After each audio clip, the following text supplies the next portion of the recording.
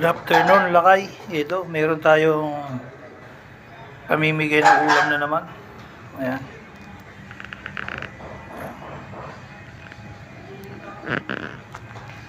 Pamimigay natin, ayan.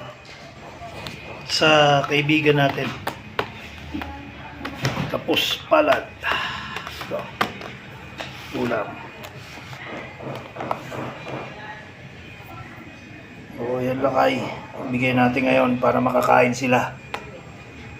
O, yung mag-asawa na kapos palad doon sa likod. Sabi ko, antay-antay lang. Yung isang araw nangingi sila sa akin. Wala naman ako dahil Sabado. Wala akong pagkain, sabi ko. Pag meron, bigyan ko kayo. Kompleto yan. Tara, samahan nyo ako. Dali natin. Ihatid na natin sa mga kaibigan natin kapos palad. Ayan. Abangan nyo ako. Dadaling ko na dyan. Ay, ang bibigyan natin. Ang kaibigan natin na si Ryan. Ang bibigyan natin. Ryan, sa inyo ito pagkain ha. Pagkain yan. Kuha ko ng isa, bibigay ko naman sa kaibigan natin. Asa yung mga kapatid mo? Ayun ko, asa sila. Mula yung kapatid mo, kainin nyo yan ha. Ayan, ang kaibigan natin. Ang dami yan. Lagi mo ako inabangan, di ba? Ayan, bigay ko sa inyo. Asa yung kapatid mo? Ayun ko, asan? O, bigyan mo pag ano. Ha? Kainin nyo yan ha. Si Dodong, nakita mo?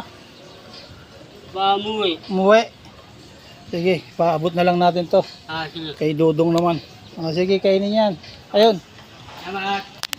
Merry Christmas. Dito, bibigay naman natin kay Dodong.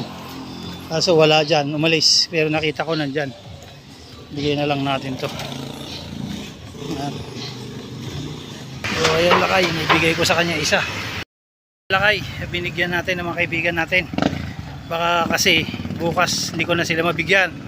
Mga ilang 2 linggo rin hindi ko sila mabigyan dahil magbabakasyon ako. Kaya ngayon may sobrang pagkain. Madami, binigyan ko na sila. Ayun yung mag-asawa. Hi ka dyan, Ryan. Hi, Ryan. Ayan ang ating kaibigan. Binigyan ko ng pagkain. Mga kapos palad na kaibigan natin. Andun yung isa. Ayun, nakapayong doon. Binigyan ko. Kasi magbabakasyon tayo. Baka sa susunod din natin mabigyan. January pa ang balik. O ayan, lakay. Tuwan-tuwa sila. Kasi ang dami yung binigay ko. Hanggang mamayang hapon na yon, pagkain na nila. Kasi ang trabaho ni Ryan, nangangalakal. Yung asawa niya, hindi naman makangalakal kasi sobrang taba. Ayan, paupo lang. O ayan, lakay. Salamat.